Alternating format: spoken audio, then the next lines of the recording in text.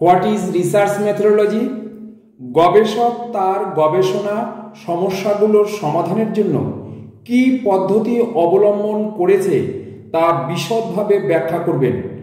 এই অংশে গবেষণা ক্ষেত্রে সমগ্র অর্থাৎ পপুলেশন ও নমুনার স্যাম্পেল আকৃতি এবং নমুনায়ন পদ্ধতির ব্যাখ্যা করবেন। গবেষণায় ব্যবহৃত তথ্যের উৎসসমূহ, তথ্য সংগ্রহের কৌশল এবং তার যথার্থতার ব্যাখ্যা প্রদান করা হয়। কি কি নির্ভরশীল অর্থাৎ ডিপেন্ডেন্ট এবং কি কি স্বাধীন অর্থাৎ ইন্ডিপেন্ডেন্ট, কি কি ভেরিয়েবল অর্থাৎ চলক এর ব্যবহার করা হয়েছে তা তুলে ধরা প্রয়োজন। এই অংশটি খুব সহজ সরল ভাষায় লেখা হবে যাতে পাঠক সহজেই তা অনুভব করতে পারেন। Thank you.